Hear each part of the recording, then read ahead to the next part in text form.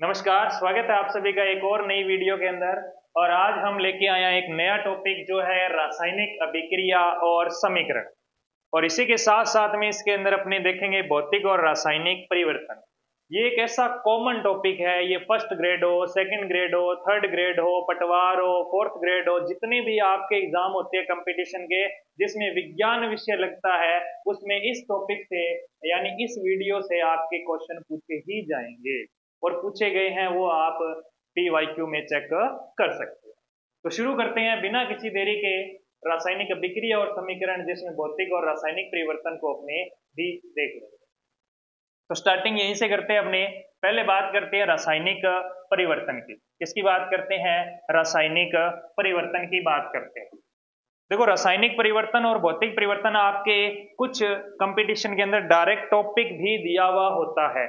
तो यहाँ पे अपने वही कंफर्म करेंगे पहले, रासायनिक परिवर्तन होता क्या है और भौतिक परिवर्तन क्या होता है। तो रासायनिक परिवर्तन एक ऐसा परिवर्तन है जिसके अंदर एक नई वस्तु का निर्माण होता है और एक नए गुण जो है उसके अंदर आ जाते हैं। और रासायनिक परिवर्तन जो है वो एक रासायनिक अभिक्रिया के दौरान क्रिएट होते हैं। और इस परिवर्तन के दौरान जो नया पदार्थ बन रहा है उससे पहले वाला पदार्थ जो है वो पुनः प्राप्त नहीं किया जा सकता है। लेकिन इसका अपोजिट देखें तो भौतिक परिवर्तन होता है, उसमें केवल अवस्था बदलती है, यानी ठोस से द्रव, द्रव से गैस, गैस से द्रव, द्रव से ठोस, इस तरह से इंटरचेंज होता है। लेकिन कोई भी नया पदार्थ नहीं बनता है। उसमें जो बाद में आपके चेंज आया उसको उत्क्रमणीय होता है, यानी चेंज भी करके पुनः पहले जैसा प्राप्त किया जा सकता है। तो यहाँ पे देखिए क्या लिखा है, इंपॉर्टेंट पॉइंट जो आपके एग्जाम के पॉइंट ऑफ व्यू से है वही मैं यहाँ पे लेके आया हूँ। अलग से कोई डेफिनेशन कहलाता है, ये होता है, वो अपने को लिखने की जरूरत नहीं है। अपने कंपटीशन की तैयारी कर रहे हैं तो अपने को जो जो मेन फैक्ट की जो बात है वही अपने यहाँ पे देखनी है। तो देखो, रासायनिक परिवर्तन में क्या बनता है, एक नया उत्पाद बनता है, याद रखना न्यू प्रोडक्ट बनता है। अब एक चीज मैं पहले क्लियर कर दूं, उत्पाद क्या होता है। एक शब्द और आएगा आपके, अभिकारक, रिएक्टेंट। एक तो आएगा अभिकारक और एक आएगा आपके पास में क्या जी, उत्पाद। तो मैं ये क्लियर कर दूं ये दोनों होते क्या हैं। तो देखो, जैसे मैंने कहा कि आपने कोयले को जलाया। किसको जलाया? कोयले को जलाया। कोयले का जलना, ये एग्जांपल ले लेते हैं, ठीक है। यानी कोयले में होता है कार्बन, कार्बन जल रहा है मतलब ऑक्सीजन से अभिक्रिया कर रहा है। जब भी कोई जलता है मतलब वो अभिक्रिया कर रहा है किससे? ऑक्सीजन से। वो कोई भी हो सकता है, ठीक है ना। हाँ जी। अब देखो इससे क्या बनेगा, कार्बन डाइऑक्साइड गैस बनेगी। क्या बनेगी? कार्बन डाइऑक्साइड गैस बनेगी। अब आप कहोगे दो ऐसे हैं ये C और O2 जिनके अंदर अभिक्रिया हुई, यानी पहले अभिक्रिया से पहले जो थे ना उनको कहते हैं अभिकारक।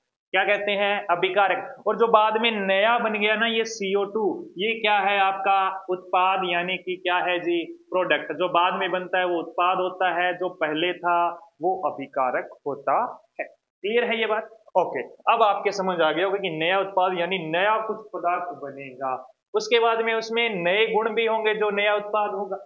अच्छा, उसके बाद ये अपरिवर्तनीय है, अनुत्क्रमणीय है, एक दिशात्मक है। ये शब्द भी कई बार अपने को स्टेटमेंट में देखने को मिलते हैं। यानी कि इसका मतलब ये है कि एक बार रासायनिक परिवर्तन हो गया तो उससे पहले वाला पदार्थ नहीं बनाया जा सकता, ये सिर्फ एक ही दिशा में चलती है। जैसे छोटा सा एग्जांपल लेता हूं, आपके घर में क्या था? दूध था, ठीक है। आपका मन किया दही खाने का, तो इसमें कुछ आपने क्या किया? छाछ डाल दी, यानी लैक्टोबैसिलस जो जीवाणु है वो डाल दिए, जिससे ये दूध जो है वो किस में बदल गया? दही में बदल गया। ठीक है जी। आपको भी बिल्कुल। अब दही जो है ना, इस दही से क्या आप वापस दूध बना सकते हो क्या?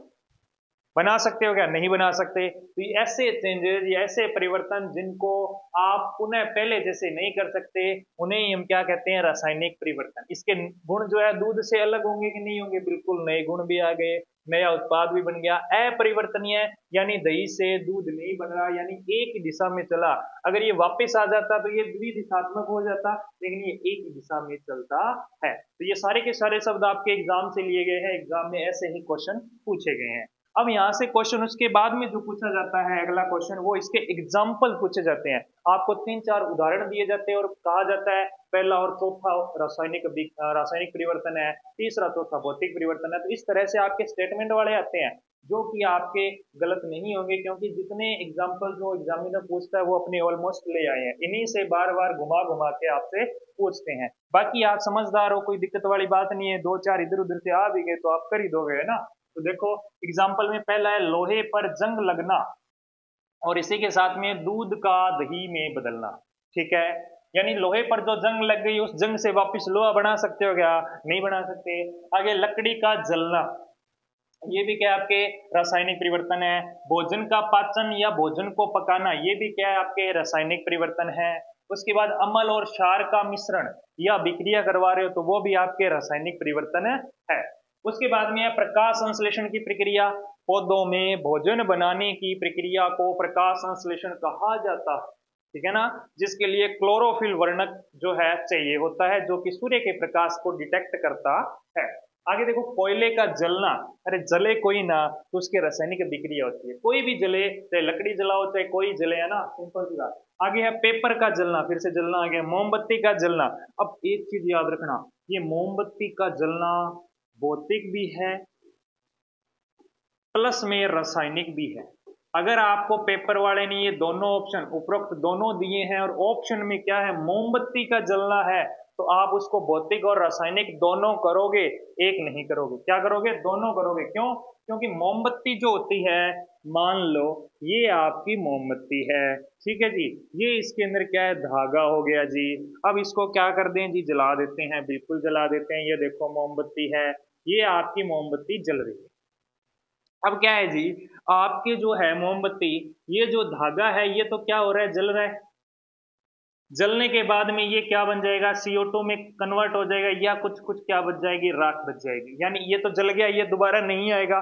यानी यहाँ पे तो कौन सा परिवर्तन हुआ, आपके रासायनिक परिवर्तन हुआ। कौन सा हुआ? रासायनिक परिवर्तन हुआ। लेकिन ये जो मोम दिख रहा है ये पिघल पिघल के नीचे आएगा कि नहीं आएगा? यहाँ मान लो कटोरी रखी है तो उसमें इकट्ठा हो जाएगा। तो ये मोम जो है इस यहाँ पे तो ठोस है, लेकिन जैसे ही गर्म होगा वो किस में बदल गया, द्रव में बदल गया। लेकिन द्रव को वापस क्या कर लो, ठंडा कर लो, ठंडा करने पे वापस किस में बदल जाएगा, ठोस में। यानी मोम तो वापस आपके काम आ जाएगा कि नहीं आ जाएगा, उसमें तो कोई चेंज नहीं हुआ, मोम का तो कुछ नया नहीं बनाना। तो देखो जो मोमबत्ती का जलना है वो भौतिक प्लस रासायनिक दोनों परिवर्तन है, ये बात याद रखना। अकेला रासायनिक आए तो भी आप कर सकते हो। अगर आपके पास में ऑप्शन ये मिलता है ना तो पहले इसको प्रायोरिटी देनी है। आप ये मत सोचना कि धागा जल गया दोबारा नहीं आएगा, अरे मोम भी तो है उसके अंदर, है ना। ठीक है, ये बात आपको याद रखनी है। तो आज की बात आपका रासायनिक और भौतिक परिवर्तन से क्वेश्चन गलत नहीं होगा। अब अपनी बढ़ते हैं किसकी तरफ, भौतिक परिवर्तन। रासायनिक समझ गए, अब भौतिक देखो क्या है, सिंपल सा है, कोई दिक्कत वाली बात नहीं है। अरे भाई डेली की लाइफ में जो चीजें चल रही है वही तो साइंस है। बस अपने जो चीजें बिखरी हुई है ना उनको समझना है कि विज्ञान की भाषा में कहते क्या है। ये सारे के सारे जो मैं एग्जाम्पल लिख रहा हूँ ये आपके घर से रिलेटेड ही है। आप क्या करते हो, अब जैसे क्वेश्चन आ गया जंग से बचने के लिए क्या किया जाता है, तो आप जंगाल से बचाने के लिए रंग नहीं करते क्या? वही चीजें हैं, वो पेंट कर देते हैं, उस पर ग्रीस लगा देते हैं, तेल लगा देते हैं, बात तो वही है, डेली लाइफ से रिलेटेड है। लेकिन अपने को क्या करना है, उसको समझना है बस। विज्ञान की भाषा में उसको थोड़ा सा स्टैंडर्ड अच्छा नाम दे दिया जाता है, अपनी देसी भाषा वाले शब्द वहां यूज नहीं होते। बस इतना ही करना है, इतना कर लोगे ना तो विज्ञान आपकी मुट्ठी में होगी, है ना। तो देखो अब भौतिक परिवर्तन, यहाँ से क्वेश्चन आपका गलत नहीं होना चाहिए। क्या होता है, केवल अवस्था बदलती है। अवस्था का मतलब ठोस, द्रव, गैस, ये चेंजमेंट होता है और कुछ नहीं बदलता। आगे नए गुण नहीं आते हैं, बिल्कुल नहीं आते हैं। परिवर्तनीय या उत्क्रमणीय है, यानी ये द्विदिशात्मक कह सकते हो, यानी इसमें जो बाद में बना है उससे पहले वाला बना सकते हो। जैसे आपने कहा आपके पास बर्फ है, भाई आजकल जो सीजन चल रहा है वो किसका चल रहा है, बर्फ वाला ही चल रहा है। आपने कटोरे से निकाला इसको और आपने थैली में डाल लिया, कुछ देर गर्मी में खड़े रहो, इसमें से क्या बन जाएगा, द्रव अवस्था में आपका क्या पानी बन जाएगा कि नहीं बन जाएगा। अब आपने कुछ देर खड़े रहे तो पिघल गया, पानी बन गया। अब आपने कहा इसको तो क्या लेके जाएं, वापस क्या करते हैं, इसको ठोस में बदलते हैं। तो आपने इसको वापस फ्रीजर में रख दिया, तो इससे क्या बन जाएगी, बर्फ बन जाएगी। तो ये देखो बर्फ से पानी, पानी से बर्फ बन रही है कि नहीं बन रही, बन रही है ना, तो इसका मतलब ये कौन सा परिवर्तन है? भौतिक है, जो एक दिशा में नहीं दोनों दिशाओं में चलता है। आगे देखो एग्जाम्पल, बिल्कुल पहला एग्जाम्पल वही है जो अपने अभी डिस्कस किया है, मैंने आपको समझा भी दिया है, देखिएगा बिल्कुल इजी सा। बर्फ का पिघलना, पानी का उबलना। उबलने में क्या है, पानी जो है वो गैसीय अवस्था में चला जाता है, भाप बन जाता है, भाप को ठंडा करो वापस पानी बन जाएगा। अब वो है तो H2O ही, चाहे वो बर्फ के रूप में रहे, चाहे वो आपके जल या पानी कह दो, चाहे उसको गैस कह दो या भाप कह दो, वाष्प कह दो, है तो चीज एक ही, वाटर वेपर भी कहते हैं, है ना। हाँ जी, देखो आगे, कागज का फाड़ना। कागज को फाड़ दोगे तो कागज का कुछ नया नहीं बन जाएगा, कागज तो कागज रहे। कागज को फाड़ना भौतिक परिवर्तन है, जबकि कागज को जलाना रासायनिक परिवर्तन है। अगला है धातु का मोड़ना या गर्म करना। अब कोई भी धातु है, कोई भी लोहे का टुकड़ा, उसको मोड़ दिया तो है तो वो धातु ही ना, उसमें कुछ नया बदलाव तो नहीं हुआ। अब उसके बाद में उसको गर्म कर रहे हो, लोहे को गर्म कर लोगे, उसका सिर्फ रंग बदलेगा या ताप बदल जाएगा। भी गर्म करने पे वो लाल रंग का हो जाएगा, ताप चेंज हो गया या रंग चेंज हो गया, लेकिन वो है तो लोहा ही, ठंडा कर लो वापिस वैसा हो जाएगा। तो ये भी क्या है आपका भौतिक परिवर्तन। आगे नमक का पानी में घुलना। आप कुछ भी घोल लो, पानी में नमक घोल लो, पानी में आप चीनी घोल लो, ये सारे के सारे आपके भौतिक परिवर्तन हैं। अगला है धातु का तार खींचना। धातु का तार खींचना, तो धातु से तार खींचते हो वो भी आपका भौतिक परिवर्तन है। और एक चीज तार से याद आ गई, आपको बता देता हूं, सोना जो होता है ना वो सबसे ज्यादा तन्य होता है। सोना सबसे ज्यादा तन्य, तन्य का मतलब जिससे खींच के तार बनाई जा सकती है। आपको आश्चर्य होगा, आपकी एनसीईआरटी किताब में एक लाइन लिखी हुई है और वहां से प्रश्न पूछा जाता है क्या, कि आपको कह दे 1 ग्राम जो सोना है, कितना, 1 ग्राम जो सोना है ना, उससे 2 किलोमीटर लंबी तार खींची जा सकती है। क्या खींची जा सकती है? 2 किलोमीटर लंबी तार खींची जा सकती है। तो यहां से भी एक बार प्रश्न पूछा जा चुका है, ठीक है ना। धातु हो रहा है, धातु टॉपिक में से आता है ये। आगे देखिए, दूध में चीनी घोलना। मैंने अभी कहा था कुछ भी घोल लो, दूध में चीनी घोल लो, चाहे नमक घोल लो, है ना, ये भौतिक परिवर्तन है। आगे बर्फ का जमना, ये भी मैंने आपको समझा दिया था, ठीक है ना। तो ये आपका भौतिक परिवर्तन और रासायनिक परिवर्तन में सिर्फ इतना सा ही डाटा है, और यहाँ से आपको कम से कम 10 से 15 क्वेश्चन आपको पिछले सालों में आए हुए मिल जाएंगे, आराम से मिल जाएंगे। इतने क्वेश्चन आप देख लेना चाहिए। इसके लिए आप देख सकते हो दिशा 2020 की बुक, उसमें सारे PYQ दी में, आप उसको अच्छे से पढ़ना, आपको सारी चीजें क्लियर हो जाएगी।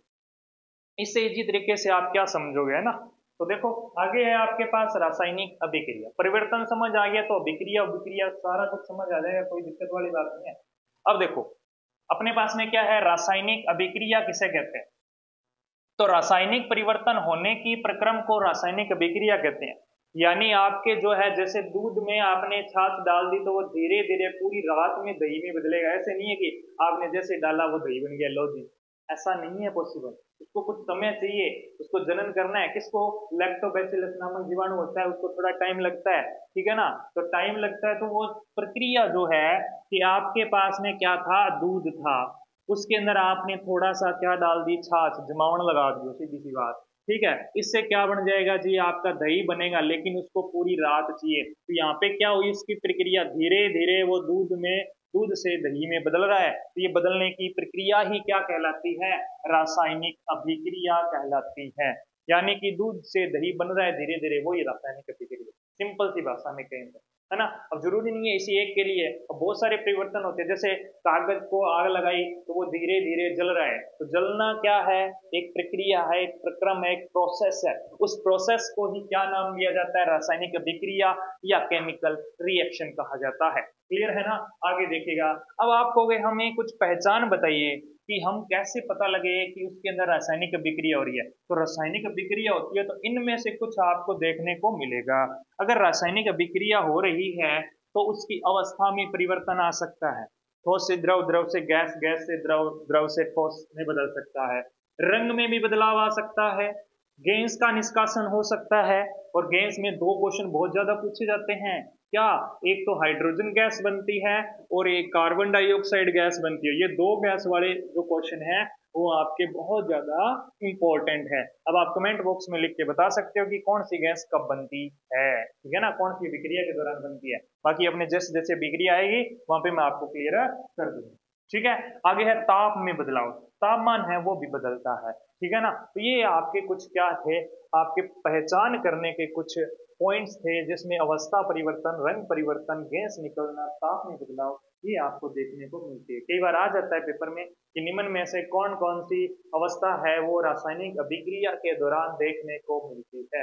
एक नंबर, केवल एक नंबर, केवल एक और दो, केवल एक तीन, तीन चार, जो भी है, जैसा भी इस तरह से क्वेश्चन आपके बन सकते हैं। तो ये सारी चीजें आपको देखने को मिलती है। ये रासायनिक अभिक्रिया होगी। अब बात आती है रासायनिक समीकरण की। किसकी आती है जी? रासायनिक समीकरण की, केमिकल इक्वेशन। क्लियर है? Chemical equation. अब क्या होती है केमिकल इक्वेशन? देखिए, रासायनिक समीकरण जो है, रासायनिक अभिक्रिया को प्रतीक के रूप में लिखना रासायनिक समीकरण कहलाता है। क्या है कि उसको शब्दों के रूप में लिख रहे हो, एक सीधा सेंटेंस लिख रहे हो, उसको प्रतीकों के रूप में लिखना। जैसे एग्जांपल समझाता हूं, मैंने सीधा ही कहा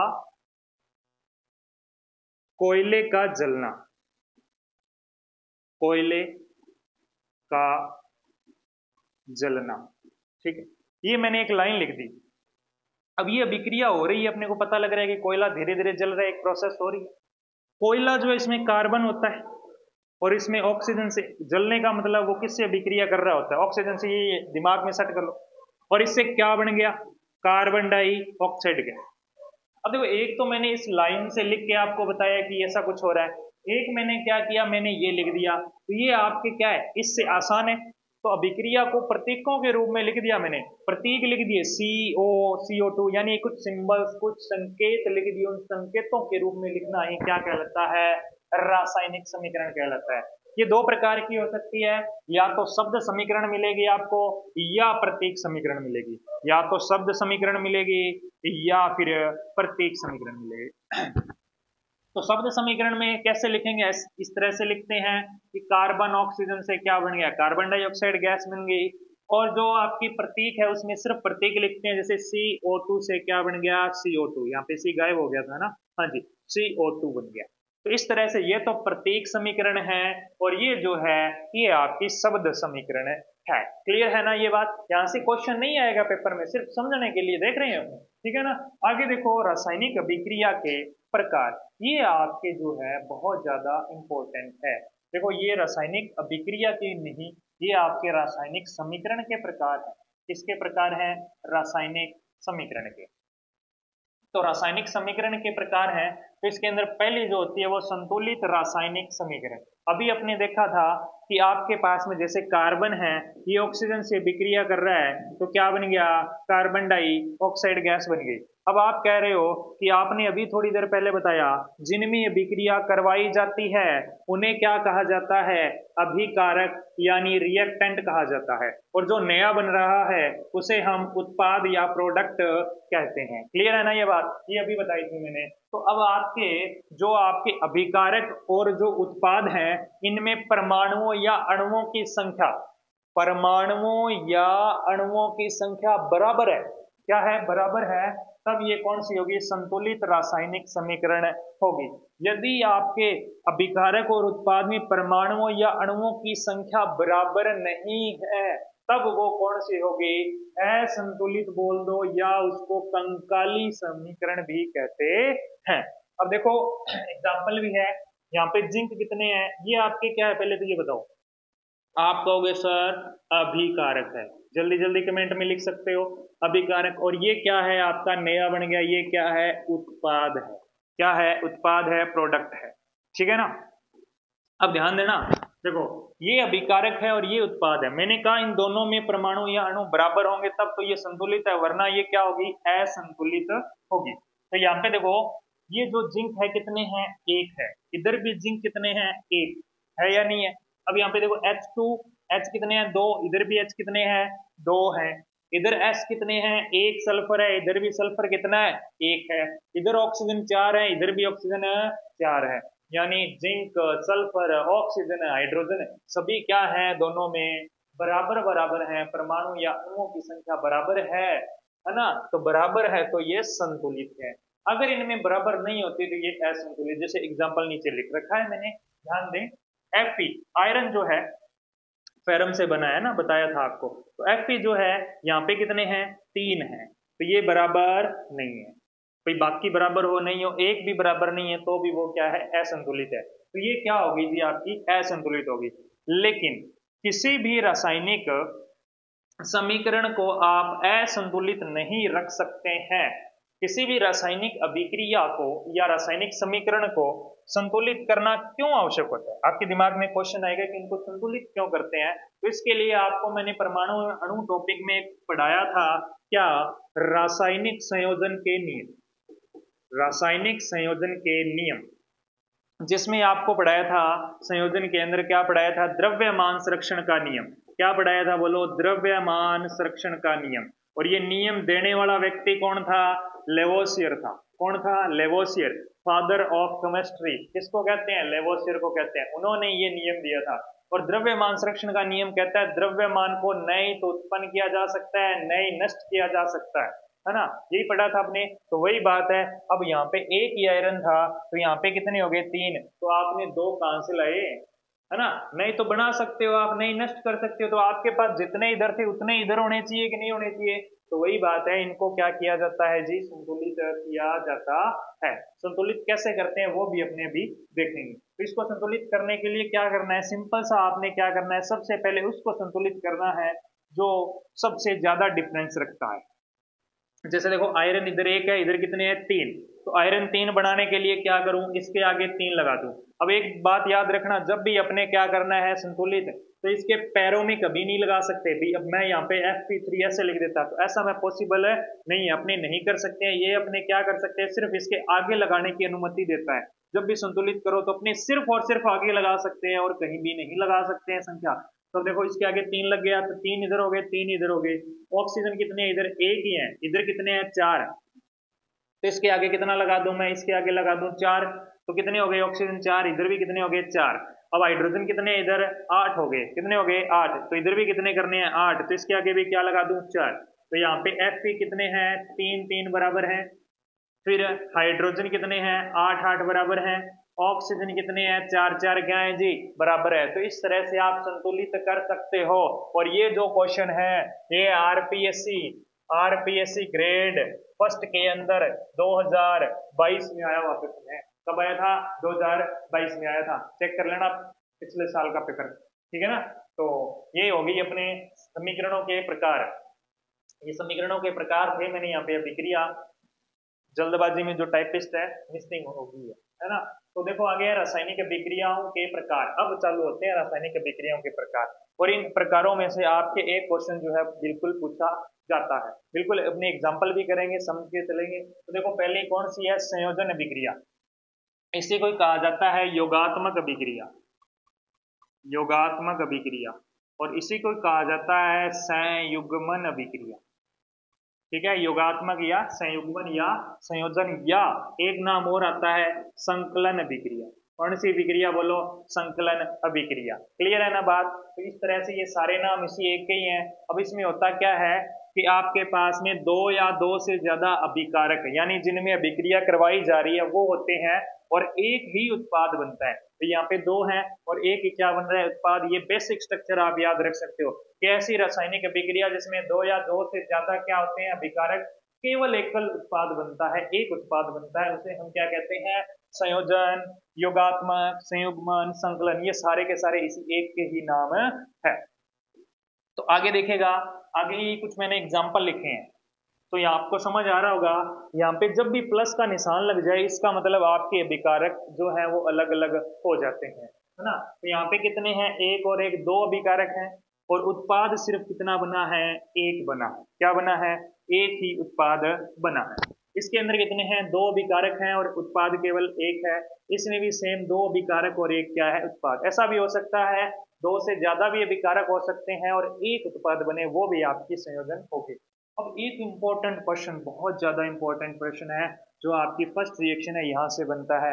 आपके पूछा जाता है, क्या पूछा जाता है, एक तो है बुझा हुआ चूना, बहुत फेमस प्रश्न है, बुझा हुआ चूना। अधीनस्थ बोर्ड जो है वो चूना लगाता है इसी क्वेश्चन, बुझा हुआ चूना। और एक होता है बिना बुझा चूना, बिना बुझा चूना। बुझा हुआ लिख दो या सीधा एक ही बात है, कोई दिक्कत वाली बात नहीं। अब बुझा हुआ चूना जो है वो किसको कहते हैं और बिना बुझा हुआ किसको कहते हैं? तो यहाँ पे जो आपकी ये कैल्शियम ऑक्साइड है, ये क्या है? कैल्शियम ऑक्साइड, इसको बिना बुझा हुआ कहते हैं, कैल्शियम ऑक्साइड। इसमें क्या डाल दिया आपने? इसमें क्या है? H2 से आपने अभिक्रिया करवाई, तो आपके क्या बन गया?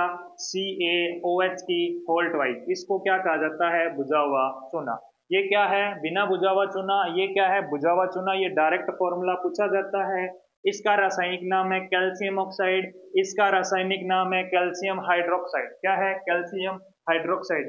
अब आपके दिमाग में है ये कौन से हैं? आप सबने देखे हुए हैं ये, गारंटी लेता हूं, आप कमेंट बॉक्स में बताना ये जरूर देखे हैं। बताता हूं। अरे भैया आपने कली नहीं देखी क्या? पुराने टाइम में कली करते थे ना, कली तो जानते हो, चूना जिसको कहते हैं, सिंपल गट्टा आता है छोटा सा, पानी में डालते हैं और वो 2 दिन एक भिगो के और फिर अपने दीवारों पे करते रहे, है ना। तो ये वो सफेदी ही है। तो ये तो जो गट्टे के अंदर आती थी वो वाला है, जब तक आपने भिगोया नहीं है। भिगोने के बाद आपका ये बन जाएगा। तो देखा हुआ है ना, तो पहले जो था वो था कैल्शियम ऑक्साइड, बाद में क्या बन गया? Calcium hydroxide. क्लियर? आगे देखो, मैंने अभी बताया था कि आपने सारी चीजें देखी हुई है, लेकिन उसको कनेक्ट करना है ना। तो देखो आगे, अगला है वियोजन अभिक्रिया। कौन सी अभिक्रिया? वियोजन अभिक्रिया। अब इसमें एक अपडेट करना भाई थोड़ा सा, ये जो कैल्शियम हाइड्रोक्साइड वाली अभिक्रिया है, इसके अंदर क्या है कि यहाँ पे O और आना था, O गायब हो गया टाइप करते टाइम, है ना। तो CaOH2O, इससे कैल्शियम हाइड्रोक्साइड बनेगा। इसमें क्या है? एक ऑक्सीजन ये रहा, एक ऑक्सीजन ये रहा, 2 ऑक्सीजन है, और हाइड्रोजन भी कितने हैं? 2 है। कैल्शियम कितना है? 1 है। इस तरह से ये संतुलित हो जाती है। ठीक है, यानी ये पहले है, जब तक आपने भिगोई नहीं है, पानी डाल दिया आपने घड़े में डाल के, फिर आपके पास में ये घोल बन गया। आपसे पूछे जो सफेदी के अंदर चमक आती है वो किसकी वजह से आती है? वो इसी के कारण आती है। नेक्स्ट है आपके पास में वियोजन अभिक्रिया। वियोजन अभिक्रिया कौन सी होती है? वियोजन अभिक्रिया नाम से स्पष्ट हो रहा है, वियोजन होगा टूटेगा, है ना। वियोजन अभिक्रिया, या इसी कोई एक नाम और है, वो है अपघटनी अभिक्रिया। कौन सी अभिक्रिया बोलो? अपघटनी, डीकंपोजिशन रिएक्शन। कौन सी? डीकंपोजिशन। ठीक है, सिंपल सी है, कोई दिक्कत नहीं है। इसके कितने प्रकार होते हैं? 3 होते हैं। पहले मैं समझा देता हूँ क्या है कि आपके पास में कोई एक ही अभिकारक था और वो टूट के 2 या 2 से ज्यादा क्या बना रहा है? आपके उत्पाद बना रहा है। सिंपल सी बात है, से मान लो आपके पास पहले एक ईंट है, उसको आपने क्या किया? जोर से नीचे गिराया तो उसके टुकड़े 2 हो गए। तो पहले वो एक ही थी, बाद में 2 टुकड़े हो गए, 2 बन गए अलग अलग। तो वैसे ही केमिकलों के अंदर आपके पास पहले एक ही था, उसके टूट के 2 बन जाए, तो वो आपकी कौन सी अभिक्रिया होती है? वियोजन अभिक्रिया बोल दो या अपघटनीय अभिक्रिया बोल दो, बात एक ही है। ठीक है, अब इसमें 3 प्रकारों में पहला जो प्रकार है वो है उष्मीय वियोजन।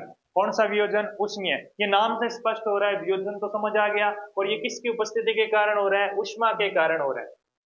तो इसको क्या बोलेंगे? उष्मीय वियोजन। यानी उष्मा देने पे वो टूट रहा है, उष्मा देने पे वो टूट रहा है, तो उष्मीय वियोजन। इसमें देखो, फेरस सल्फेट जो है, इसको गर्म किया तो ये फेरिक ऑक्साइड, सल्फर डाइऑक्साइड और सल्फर ट्राइऑक्साइड गैस जो है वो बन रही है। तो ये आपके देखो उष्मा, इसमें कोई आपको दिक्कत नहीं होगी, ऊपर उष्मा लिखा हुआ मिलेगा, तो आप सीधा सीधा लगा सकते हो उष्मीय वियोजन है। यहाँ पे आपके पास एक ही है, यहाँ पे आपके 2 3 मिल गए। अब यहाँ पे कितना है? एक ही है, यहाँ पे आपके पास में 2 मिल गए। तो इस तरह से आप डायरेक्ट भी चेक कर सकते हो कौन सी संयोजन है और कौन सी वियोजन है। उत्पाद 2 से ज्यादा, अभिकारक 1 है तो वियोजन है।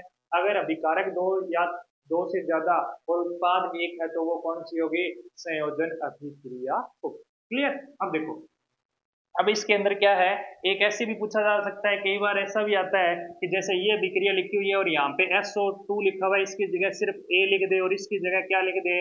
B लिख दे। ये ट्रेंड भी चलता है पेपर में। कैसे? यहाँ पे A लिख दिया और B लिख दिया, फिर कहेंगे A और B की पहचान कीजिए, 4 ऑप्शन दे देंगे। तो आपको याद रखना है, यहाँ पे सल्फर डाइऑक्साइड है और एक सल्फर ट्राई ऑक्साइड है। डाई का मतलब 2, ट्राई का मतलब होता है 3। ठीक है, ये आपके कैल्शियम सल्फेट का वियोजन कराया, तो ये आपका फिर बन गया कौन सा? बिना बुझा हुआ चूना। और कौन सी गैस निकल गई? कार्बन डाइऑक्साइड गैस निकल गई। ये कैल्शियम सल्फेट आपका क्या है? गर्म करने पे ये दोनों प्रोडक्ट बनाता है। एक अभिक्रिया और है, लेड नाइट्रेट है। इसको गर्म करोगे तो लेड ऑक्साइड, नाइट्रोजन डाइऑक्साइड और ऑक्सीजन गैस बनेगी। तो ये अभिक्रिया भी आपने याद रखनी है। यहां से भी आपके A B करके क्वेश्चन जो है वो पूछा जा सकता है। क्लियर, ये बात आपको याद हो गई होगी। नेक्स्ट देखिए, नेक्स्ट समझना है अपने को प्रकाशीय वियोजन। अब बात आपके सीधा समझ आ रहा होगा, प्रकाशीय यानी प्रकाश से रिलेटेड है, और प्रकाश जो है वो किससे मिल रहा है, सूर्य से मिलता है। प्रकाश का सबसे बड़ा स्रोत कौन है, सूर्य है। कौन है, सूर्य, सन है। तो अब सनलाइट की उपस्थिति में जो विक्रिया होगी जिससे वियोजन होगा वो कौन सी होगी, आपके प्रकाशीय वियोजन होगी। इसमें सिर्फ दो ही विक्रिया अपने को याद करनी है, तीसरी पूछी भी नहीं जाती है, और इन दोनों में भी सबसे ज्यादा जो है आपके जो सेकंड वाली है वो पूछी जाती है। ये क्या है, सिल्वर क्लोराइड है, चांदी के साथ क्लोरीन है ना। इसको सूर्य की प्रकाश में रखेंगे तो ये 2Ag और Cl2 में बदल जाएगा, यानी इस तरह से वियोजित हो जाएंगे, टूट जाएंगे। इसीलिए कई बार क्वेश्चन ये आता है कि सिल्वर क्लोराइड को रंगीन बोतलों में भरा जाता है, क्यों? क्योंकि रंगीन बोतलों में इसलिए भरा जाता है क्योंकि रंगीन बोतल जो है उसके अंदर जो सूर्य का प्रकाश है वो आसानी से नहीं पहुंचता है, जबकि जो पारदर्शी बोतलें होती है जिसके आर पार दिखता है उन बोतलों में भरेंगे तो वो जो है डीकम्पोज हो जाएगा, यानी ये वाली रिएक्शन उसके अंदर हो जाएगी, इसीलिए उसको रंगीन बोतलों में भरा जाता है। अगर रंगीन में नहीं भरोगे, पारदर्शी में भरोगे तो उसका रंग कैसा हो जाता है, ये प्रश्न भी पूछा जाता है। तो ये दूसर रंग, दूसर का मतलब स्लेट जैसा रंग हो जाता है, या ब्लैक बोर्ड जो है वो कुछ चलने के बाद में थोड़ा थोड़ा चौक लगा हुआ है वो वैसा सा कलर होता है। बाकी आप गूगल कर सकते हो, आज का टाइम आपको पता ही है, गूगल का है तो आप सर्च कर सकते हो क्या है ये। आगे है सिल्वर ब्रोमाइड, इसको भी सनलाइट में रखोगे तो सिल्वर और ब्रोमीन में टूट जाएगा, और इस अभिक्रिया का यूज होता है ब्लैक एंड व्हाइट फोटोग्राफी, यानी इसको हिंदी में बोलते हैं श्वेत श्याम फोटोग्राफी। क्या, श्वेत श्याम फोटोग्राफी या ब्लैक एंड व्हाइट फोटोग्राफी के अंदर इस अभिक्रिया का यूज होता है, और ये पेपर के अंदर पूछा जा चुका है। क्लियर है ये बात। नेक्स्ट है आपके विद्युतीय वियोजन, सिंपल सा है, विद्युत धारा प्रवाहित करने के कारण जो वियोजन होगा वही विद्युतीय वियोजन है। ये आपके पास में जल है, ये विद्युत धारा जब प्रवाहित की तो 2H2 और ऑटो में बदले गए। इसको आपने प्रैक्टिकल भी कर लिया होगा। मान लो ये आपकी बाल्टी है, सर्दियों का टाइम है, ठीक है जी, आपने क्या करना है, नहाना है, तो आप क्या करते हो, आजकल जो इलेक्ट्रिक रोड आती है वो इसके अंदर आप इंसर्ट करवा देते हो। ये लो जी, इसके अंदर डाल दी इस तरह से, और इसका ये वायर जो है आपने इसके अंदर लगा दिया है, ठीक है जी।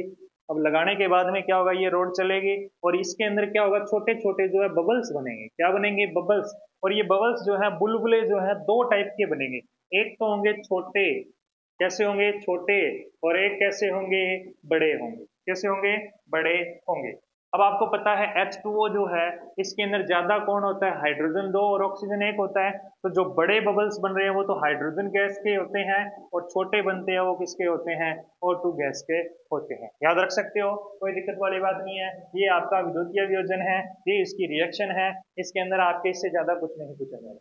क्लियर। नेक्स्ट है आपके विस्थापन अभिक्रिया। कौन सी है बोलो, विस्थापन अभिक्रिया। कौन सी अभिक्रिया बोलो, विस्थापन अभिक्रिया। तो विस्थापन जो अभिक्रिया है, डिस्प्लेसमेंट रिएक्शन जो है, इसमें क्या होता है कि अधिक अभिक्रियाशील तत्व अपने से कम अभिक्रियाशील तत्व को विस्थापित कर देता है। लाइन से समझ नहीं आया ना। देखो आपके पास में क्या है, एक यौगिक है AB, यौगिक का मतलब जिसमें दो तत्व होते हैं, प्लस में क्या है, तीसरा कोई एक तत्व। अब मान लो ये जो है इस A से ज्यादा शक्तिशाली है, ठीक है ना, ज्यादा शक्तिशाली है, तो ये क्या करेगा, इस पे अटैक करेगा, इसको यहां से भगा देगा, खुद B के साथ में बैठ जाएगा, तो BC बन गया और A को क्या कर दिया, अलग कर दिया। यानी कि अधिक अभिक्रियाशील तत्व अपने से कम अभिक्रियाशील तत्व को उसके यौगिक से विस्थापित कर देता है। इसी अभिक्रिया को विस्थापन अभिक्रिया कहते हैं। अब आपके दिमाग में आएगा, ये तो चलो बात समझ में आ गई कि अधिक अभिक्रियाशील कम को कर रहा है, लेकिन हमें कैसे पता कि कौन सा अभिक्रियाशील है और कौन सा नहीं है। तो इसका भी जुगाड़ अपनी करके लाए हैं। आपको सिर्फ एक लाइन याद करनी है। क्या करनी है, एक छोटी सी लाइन याद करनी है आपने, सक्रियता श्रेणी की। बस आपके यही तत्व मिलेंगे आपको सारे के सारे, ठीक है ना। आशा करता हूँ ये आपको दिखाई दे रहे होंगे। पहले मैं डेफिनेशन बता देता हूँ आपको, थोड़ा जूम कर दूंगा मैं। धातुओं को उनकी क्रियाशीलता के बढ़ते क्रम में व्यवस्थित करना ही क्या कहलाती है, सक्रियता श्रेणी कहलाती है। क्या कहलाती है, सक्रियता श्रेणी। अब सक्रियता श्रेणी याद करने का बिल्कुल चुटकियों का खेल है। आपको एक ही लाइन याद करनी है। क्या याद करनी है, देखो कोई एक व्यक्ति है जिसका नाम है काशीनाथ। क्या नाम है, काशीनाथ। उसने एक माली रखा था। क्या रखा था, माली। और उसको एक बार भेज दिया कि खाना पकाओ, उसने आलू को क्या रख दिया, फीके रख दिए उसने। तो ये एक लाइन है, आपने याद करनी है, सिंपल सी है, कोई दिक्कत वाली बात नहीं है। तो लाइन क्या है देखो, काशीनाथ का माली आलू जरा फीके पकाता है, कौन है आगे आओ। यानी वो फीके पकाने के बाद फिर झुंड में जाके खड़ा हो गया, फिर वहां पे आवाज लगाई जाती है। तो आवाज क्या लगाई जाती है देखो, काशीनाथ का माली आलू जरा फीके पकाता है, कौन है आगे आओ। सिंपल सी लाइन है। अब इस लाइन को मैंने यहाँ पे भी लिख रखा है। अब इनसे क्या मिलने वाला है आपको वो देखो, सिंपल है, कोई दिक्कत वाली बात नहीं है। देखो, काशीनाथ का माली आलू जरा फीके पकाता है, कौन है आगे आओ। 2-3 बार बोलोगे ये लाइन याद हो जाएगी। काशी से के आ गया, नाथ में एन आ गया, का से सी ए, माली में एम जी, आलू ए एल हो गया, जरा में जेड एन हो गया, फीके एफ ई, पकाता पी बी, है एच, कौन सी यू, है एच जी, आगे ए जी, और लास्ट में ये है आपके ए यू। आओ से क्या है ए यू। अब इसके अंदर क्या है कि ये धातुएं हैं सारी के सारी, इनकी अभिक्रियाशीलता के आपने क्या किया, घटते क्रम में व्यवस्थित कर रखा है अपने। और जो ऊपर है वो सबसे ज्यादा अभिक्रियाशील है। जैसे जैसे नीचे जाएंगे ना, इनकी अभिक्रियाशीलता घटती जाएगी। और आपके एक चीज और मैं आपको क्लियर कर देता हूं, ये सोना और चांदी नीचे नीचे बैठे हैं। ये आपका कौन है, चांदी, और ये यहाँ पे क्या है, सोना। थोड़ा सा ऊपर कर लेता हूँ, इन्हीं के बारे में चर्चा करनी है। तो ये देखो, ये चांदी है आपका, और ये क्या है जी, सोना। अब आपने कभी सोचा क्या कि जो आभूषण बनाए जाते हैं वो सोने चांदी के ही क्यों बनाए जाते हैं, है ना। तो इसका साइंटिफिक रीजन जो है वो ये है कि चांदी और सोना जो है वो आपके कम अभिक्रियाशील है। क्या है, कम क्रियाशील है। कम क्रियाशील होने से वो नए तो जल से जल्दी से अभिक्रिया करते हैं, न वायु से अभिक्रिया करते हैं, इसलिए ये जल्दी से खराब नहीं होती, यानी संक्षारित नहीं होती है। यही वजह है कि अपने जो आभूषण बनाए जाते हैं वो किसके बनाए जाते हैं, सोने और चांदी के बनाए जाते हैं। अब आप कहो सर हम जो है पोटेशियम या सोडियम के आभूषण बनाएंगे, बना लो, कोई दिक्कत नहीं है। आप एक दिन कान में डालोगे, जैसे नहाओगे कान से निकलेगी आग, पटाखा बजेगा ठा, है ना। तो इसीलिए ये विक्रियाशील है, इसीलिए इनके आभूषण नहीं बनाए जाते हैं। जैसे ही हवा के संपर्क में आते हैं ना, ये आग पकड़ देते हैं। अब आप देख लो किसके आभूषण बनाने हैं, तो ये दोनों तो हैं, इनको केरोसिन यानी मिट्टी के तेल में भी रखा जाता है। ये क्वेश्चन भी कई बार पूछा जाता है। तो मिट्टी के तेल में इन दोनों को रखा जाता है, काशी और नाथ दोनों को मिट्टी के तेल में डुबो के रखा जाता है। तो ये अब अपने ये सक्रियता श्रेणी 2-3 बार अब लाइन याद कर लोगे, उसके बाद में ये आसानी से 2-3 बार कॉपी में लिख के देखो, आपको ये पूरा का पूरा अच्छे से याद हो जाएगा। और याद रखना, आपके 3rd ग्रेड के अंदर या 1st ग्रेड में आपके क्वेश्चन आ गया, तो ये अगर लाइन याद है तो आपके क्वेश्चन कभी गलत नहीं होगा। अब ये आपकी अभिक्रिया दे रखी है, अब ये अभिक्रिया आप कर सकते हो अगर आपको ये लाइन याद है। तो देखो यहाँ लिखा है आयरन, ये कॉपर सल्फेट, ये यौगिक है ना, ये आयरन है। अब कॉपर कहाँ है, कॉपर जी ये रहा, ठीक है। अब आयरन कहाँ है, आयरन आप देखोगे ये रहा। पहले तो ये देखो, क्या ये अभिक्रिया संभव है क्या, ये अभिक्रिया कब संभव होगी, जब जो अलग दे रखा है ना वो आपके कॉपर से क्या होना चाहिए, अधिक अभिक्रियाशील होना चाहिए, यानी ऊपर होना चाहिए। तो कॉपर तो ये रहा आयरन, तो इसका मतलब ये ऊपर है, ऊपर का मतलब अधिक अभिक्रियाशील है, ये शक्तिशाली है। तो ये क्या करेगा, इसको उठाएगा, फेंक देगा, ठीक है, और खुद इसके साथ बैठ जाएगा। FeSO4 प्लस में क्या बन गया, Cu बन गया। बात समझ आ रही है क्या। नेक्स्ट देखो जिंक, ये कॉपर है। अब जिंक कहाँ बैठा है, जिंक जस्ट इससे ऊपर बैठा है, ये तो उससे भी शक्तिशाली है। अब ये क्या करेगा, इसको उठाएगा और फेंक देगा, चल भाई अलग हो जा, मैं बैठूंगा इसके साथ। जिंक इसके साथ बैठ जाएगा, ZnSO4। इजी है, कोई दिक्कत वाली बात नहीं है। ये Cu है, ठीक है ना। नेक्स्ट देखो Pb और Cu, Pb ये रहा, Cu अभी भी Pb ऊपर है, तो Pb इससे शक्तिशाली है, तो ये भी इसको उठा के फेंक देगा, खुद बना लेगा PbCl2 प्लस में Cu। तो हर जगह Cu आएगा बेचारा, क्योंकि ये कम अभिक्रियाशील है। इसी की अभिक्रिया लगभग पूछी जाती है, किताबों में भी यही दे रखी है, आपको डरना नहीं है। सबसे पहले तो आपने चेक करना है कि ये अभिक्रिया जो है वो संभव है या नहीं है। जैसे एक एग्जाम्पल में अगर लिखूं, जैसे मैंने लिख दिया पोटेशियम K2SO4 प्लस में लिख दिया कॉपर। अब मैं ये अभिक्रिया कर रहा हूँ, आप कहोगे सर ने तो बताया था बस इसको फेंकना है और इसको करना है, तो कॉपर सल्फेट प्लस में K2 अलग हो जाएगा। क्या ये संभव है क्या। देखो ये पोटेशियम है और ये कॉपर है, ये कम शक्तिशाली है। देखो पोटेशियम ऊपर ही ऊपर बैठा है, सबसे ज्यादा शक्तिशाली यही है, महाराजा है ये। जैसे ये इसके पास आएगा, इसको पैर के नीचे दबा लेगा, तो ये अभिक्रिया जो है वो संभव नहीं है। तो पहले तो आपने देखना है संभव है या नहीं है। संभव है तो आप इसके लिए आपको ये पूरी की पूरी आपको याद करनी पड़ेगी। याद करने के लिए क्या है, बस एक काशीनाथ का माली आलू जरा पीके पकाता है कौन आगे, और 2 बार बोलोगे याद हो जाएगी, कोई दिक्कत वाली बात नहीं। तो ये बात हो गई अपने विस्थापन अभिक्रिया। नेक्स्ट है द्विविस्थापन। आयनों का आदान प्रदान होता है, बिल्कुल अच्छी सी अभिक्रिया है, कोई दिक्कत वाली बात नहीं है। मेरे को ये सबसे अच्छी अभिक्रिया लगती है क्योंकि सारा कुछ बना बनाया मिलता है, हलवा अपने को बस खाना ही है ना। देखो द्विविस्थापन में क्या होता है, आयनों का आदान प्रदान। कैसे, देखो Na2SO4 BaCl2, कुछ नहीं है, ये अलग ये अलग ये अलग और ये अलग हो गया। अब बस ये इसके साथ जुड़ जाएगा और ये इसके साथ जुड़ जाएगा, आदान प्रदान हो गया। इधर वाला कहता है मैं तेरे साथ और तुम, ये कहता है मैं तेरे साथ, ये बन गया NaCl। इसके आगे बैलेंस करने के लिए लग जाता है, बस सिंपल। अब इसमें क्या है, हाइड्रोजन क्लोराइड, ये सोडियम हाइड्रोक्साइड। अब इसमें क्या है, H अलग हो गया, Cl अलग हो गया, Na अलग हो गया, OH अलग हो गया। तो H के साथ तो OH जुड़ गया और Cl के साथ Na जुड़ गया, ये लो जी नमक बना दिया आपने, सोडियम क्लोराइड। ठीक है, आगे क्या आएगा, देखो H और H क्या हो गया, H2, और प्लस में क्या है O, लगा दो H2O, जल बना दिया, यानी पानी और नमक बना दिया आपने, कोई दिक्कत वाली बात नहीं, आसानी से। इसीलिए कहा था द्विविस्थापन बहुत इजी है। आपको क्या मिलेंगे, इस तरह से 4 आयन मिलेंगे, वो आपस में अदला बदली ही करेंगे और कुछ भी नहीं करेंगे। क्लियर। नेक्स्ट देखो आपके पास में अभिक्रिया आती है अपचयन उपचयन। उपचयन का दूसरा नाम ऑक्सीकरण अभिक्रिया भी है। इसमें भी कोई ज्यादा टेंशन नहीं लेनी अपने, तो इजी सा है, आपको तरीका बता देता हूँ, बस वहां से आपका क्वेश्चन हो जाएगा। अपने को एक बार ज्यादा ज्ञान लेने की जरूरत नहीं है, अपने को बस पेपर पास करना है और एक जो गवर्नमेंट जॉब है उसका ठप्पा लगवाना है, उसके बाद में ज्ञान लेते रहना, कोई नहीं रोकेगा आपको, है ना। तो देखो अपचयन और उपचयन, देखो उपचयन का दूसरा नाम है ऑक्सीकरण। ऑक्सीकरण का मतलब होता है ऑक्सीजन की संख्या में वृद्धि, एक के अंदर वृद्धि होगी दूसरे के अंदर कमी होगी। याद करने का सिंपल सा फंडा है, मेरा जो सिस्टम है वो देखो क्या है, एक तो आपको लिखा हुआ मिलेगा अपचयन, क्या मिलेगा, अपचयन, और एक लिखा हुआ मिलेगा उपचयन। आपको घबराना नहीं है सबसे पहले तो, ठीक है।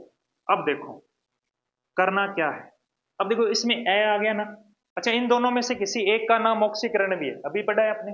अब आप कहोगे ऑक्सीकरण नाम उपचयन का था, अपचयन का था, किसका था, कुछ नहीं करना, इसमें ए आ गया ना, इसमें भी ए, तो ए वाले के पास ए नहीं जाएगा, दूसरे के पास जाएगा, तो इसका दूसरा नाम क्या है, ऑक्सीकरण। बस इतना काम कर लिया, मतलब अभिक्रिया याद हो गई। क्या हो गया कि ऑक्सीकरण में ऑक्सीजन की जो संख्या है वो बढ़ती है और अपचयन में ऑक्सीजन की संख्या घटती है, इसमें बढ़ती है और इसमें घटती है, सिंपल सी बात। अब देखो यहाँ अभिक्रिया लिख रखी है 2Cu से O प्लस में O2, तो यहाँ बनेगा क्या, CuO, 2CuO। ये अभिक्रिया आपकी संपन्न हो गई।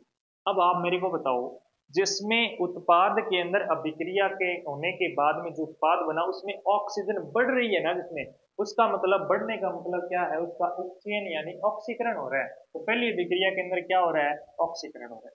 दूसरे के अंदर देखो क्या हुआ, 2H2O वियोजन अभिक्रिया होगी, तो इसमें क्या बनेगा 2H2 प्लस O2। तो इसके पास पहले O था, बाद में O क्या हो गया, गायब हो गया, यानी कमी हुई या नहीं हुई, आप कहोगे कमी हुई। कमी को क्या बोलते हैं, बोलो, अपचयन बोलते हैं। क्या बोलते हैं, अपचयन। क्लियर है ना, ये अपचयन है और ये क्या है, उपचयन, जिसका दूसरा नाम ऑक्सीकरण। याद रखना इसमें ए आ गया तो ऊ वाले के साथ ए जुड़ेगा। क्लियर। नेक्स्ट अपने देखते हैं, इन दोनों का मिला जुला रूप भी एक अभिक्रिया आती है जिसका नाम है रेडॉक्स अभिक्रिया। इजी सी है, कोई दिक्कत वाली बात है नहीं इसके अंदर। देखो रेडॉक्स में क्या होता है कि अपचयन और उपचयन एक साथ होता है, आपके पास में दो अलग अलग अभिकारक होंगे, उसमें एक के साथ में तो ऑक्सीजन जुड़ेगी और एक के साथ में ऑक्सीजन क्या होगी, कम होगी। तो देखो पहली अभिक्रिया, अब इसमें क्या हुआ, इसके पास ऑक्सीजन है, ये ऑक्सीजन इसके साथ जुड़ जाएगा, यानी Cu प्लस H2O बन जाएगा। Cu प्लस क्या बन जाएगा, H2O बन जाएगा। ठीक है। अब इसमें आप ध्यान से देखोगे ना अगर, तो इसके पास में ऑक्सीजन था कॉपर के पास में, लेकिन यहां देखो है ही नहीं बेचारे के पास में, कमी होगी। और यहाँ इसके पास में नहीं था, और इधर देखो मिल गया इसको तो ऑक्सीजन। तो जिसको ऑक्सीजन मिल रहा है वो तो ऑक्सीकरण, ऑक्सीकरण यानी उपचयन। तो इसका तो क्या हो गया, उपचयन हो गया, और इसका क्या हो गया, अपचयन हो गया। क्या हो गया, अपचयन। क्या हो गया, अपचयन। क्लियर है ना, इसका हो गया अपचयन। एक तो उपचयन होता है और एक अपचयन, जिसमें दोनों हो जाते हैं वो कौन सी होती है, रेडॉक्स होता है। एक और एग्जांपल देखते हैं, ये देखो यहाँ पे क्या है, जिंक प्लस सीओ, ये बनेगा कार्बन मोनोऑक्साइड बन जाएगा। कोई दिक्कत वाली बात है तो बताओ, कमेंट में लिख दो जल्दी से। अगर अब तक कोई भी दिक्कत है तो कमेंट में लिख सकते हो आप, ठीक है ना। तो देखो यहाँ पे इसके पास ऑक्सीजन था, लेकिन यहाँ बेचारे से छीन लिया गया, है ही नहीं। इसके पास ऑक्सीजन नहीं है, इधर इसके पास जुड़ गया, हाँ या ना बोलो, जुड़ गया ना। अब देखो जिसके पास जुड़ता है वो तो होता है उपचयन, और जिसके पास घटता है उसका होता है अपचयन। क्लियर है, बिल्कुल इजी। और जिसमें दोनों हो जाते हैं वो होती है रेडॉक्स अभिक्रिया। अब ये अभिक्रिया जो मैंने लिखी है, ये आप आंसर लिखोगे, कहाँ लिखोगे बोलो, कमेंट बॉक्स में आप इसका आंसर दो कि इस अभिक्रिया का आंसर क्या होगा। ठीक है, अब आपका समस्या होगी कि ये जो है हम टाइप ही नहीं कर पाएंगे, तो टाइप जो है आप ऐसे भी कर सकते हो, जैसे MnO2 ऐसे लिखा जाता है, तो इसको आप ऐसे लिख दो, कोई दिक्कत नहीं है, कमेंट में मैं समझ जाऊंगा, ठीक है ना, कोई दिक्कत वाली बात नहीं। आगे जो है अपने दो ताप भी पढ़ा था कि ताप जो है वो भी परिवर्तित होता है, तो कुछ में ताप बढ़ता है और कुछ अभिक्रियाओं में ताप घटता है। तो देखो किसमें बढ़ रहा है, ऊष्माक्षेपी, और एक होती है ऊष्माशोषी, नाम से पता लग रहा है। नीचे वाली देखो पहले, ऊष्माशोषी, शोषी का मतलब अवशोषण, अवशोषण होता है यानी उसके अंदर क्या होगी, कमी होगी। और कमी किसकी होगी, क्या लिखा हुआ है, उष्मा, हीट की। तो हीट जो है, उष्मा जो है उसकी क्या हो रही है जी, कमी। जिसके पास कमी उसका शोषण हुआ, यानी कि एग्जाम्पल है प्रकाश संश्लेषण। ठीक है, ये ऊष्माशोषी अभिक्रिया जिसको उष्मा की आवश्यकता होती है। क्लियर है ना। नेक्स्ट देखो अपने क्या है, उष्माक्षेपी, ये इसका उल्टा हो जाएगा, कुछ नहीं है। इसके अंदर जो है क्या होगी, वृद्धि होगी। क्या होगी, वृद्धि किसकी, उष्मा की। उष्मा यानी हीट की क्या होगी, वृद्धि होगी। वो कौन सी होगी, उष्माक्षेपी होगी। जैसे गैस का जलना, गैस का जलना, कोई भी गैस है जैसे आपकी LPG CNG वगैरह, उसके अंदर क्या है, तापमान बढ़ता ही है। उसके बाद में आपके पास में भोजन का पाचन जो है वो भी एक क्या है, ऊष्माक्षेपी अभिक्रिया है। इसके अलावा जैसे मैंने कहा था ये बुझा हुआ चूना, अरे बुझे हुए चूनों, कैल्शियम ऑक्साइड पानी डाल दिया, क्या बनेगा, कैल्शियम हाइड्रोक्साइड, है ना, बिना बुझा हुआ चूना, और ये है बुझा हुआ चूना। तो ये जो प्रक्रिया है, ये भी प्रक्रिया कौन सी होती है, ऊष्माक्षेपी होती है। इस बात को भी याद रखना कि बिना बुझे हुए चूने से बुझे हुए चूने का निर्माण होना कौन सी प्रक्रिया है, ऊष्माक्षेपी है। क्लियर, यहाँ तक आपको बात क्लियर हो गई होगी। अब बस छोटे छोटे कोई 2-3 पॉइंट और रह गए हैं, जहाँ से छोटा मोटा प्रश्न कई बार पेपर में पूछ लेते हैं, बाकी और कुछ अपने बचा नहीं है इसके अंदर, है ना। देखो दो शब्द हैं, एक तो है संक्षारण और एक है विकृत गंधिका। कि आपकी लाइफ से बहुत ज्यादा इंपॉर्टेंट जो पॉइंट है वो डिस्कस करने जा रहा हूँ। आपकी लाइफ से जुड़े हुए हैं, डेली लाइफ से जुड़े हुए हैं। अगर आपके घर में बच्चे हैं तो ये बहुत ज्यादा इंपॉर्टेंट है आपके लिए। क्यों इंपॉर्टेंट है, देखो ये है संक्षारण। पहले इसको समझ लेते हैं। संक्षारण तो बड़ों के लिए इंपॉर्टेंट है ना। कैसे, वो आप देख लेना कि मैं जो बातें बोलूंगा वो आप कनेक्ट करना कर पाओ तो। देखो संक्षारण का मतलब होता है धातु जो है, कौन, धातु कोई भी हो सकती है, धातु जो है वो नमी बोल दो या जल या वायु जो है, इसकी उपस्थिति के कारण, यानी इसके टच में आते ही इनकी जो परत है वो क्या हो जाती है, क्षय हो जाती है, यानी कि खराब हो जाती है। इसी को हम क्या कहते हैं, संक्षारण कहते हैं। जैसे लोहे पे जंग लगना, चांदी जो है वो काली होना, जैसे कॉपर यानी तांबा जो है उसके ऊपर हरे रंग की परत चढ़ना। ये सारे के सारे जो एग्जाम्पल हैं ये आपके संक्षारण के एग्जाम्पल हैं।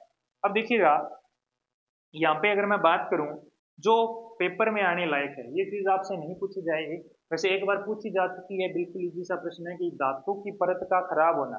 किसकी उपस्थिति में, नमी, वायु, जल की उपस्थिति में क्या कहलाता है, या इस प्रक्रिया को क्या कहा जाता है, तो उसको संक्षारण कहा जाता है।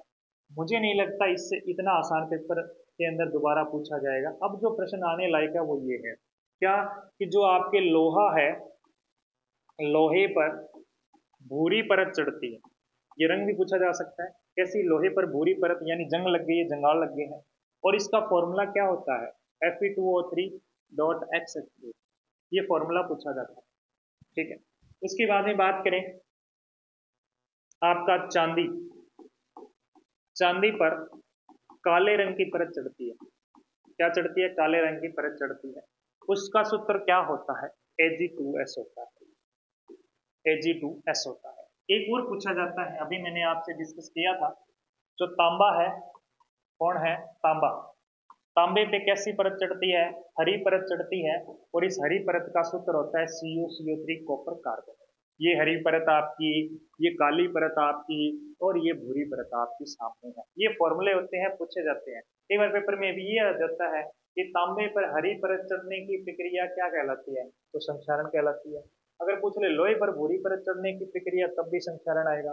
चांदी पर पूछ ले काली परत चढ़ने की प्रक्रिया को क्या कहा जाता है, तो भी आप क्या लिखेंगे जी, संक्षारण लिखेंगे।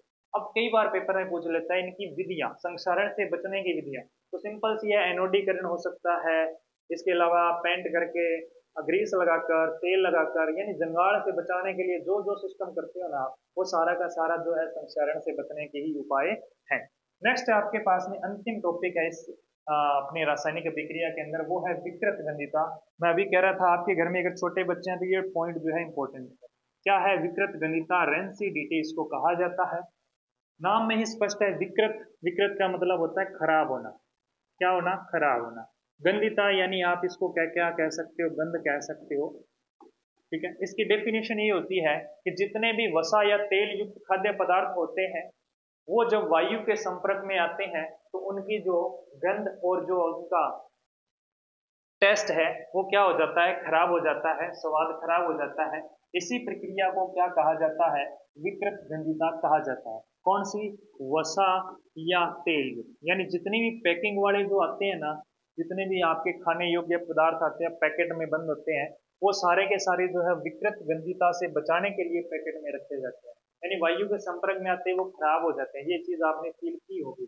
अब आपके लिए इंपॉर्टेंट ये है कि जो ये वसा या तेल युक्त खाद्य पदार्थ हैं, ये आपके अगर ज्यादा पुराने हैं तो ये आपको पैकेट नहीं खरीदने चाहिए, क्योंकि ये अभिक्रिया करके उनके अंदर कुछ जहरीला पदार्थ बन जाता है, जो कि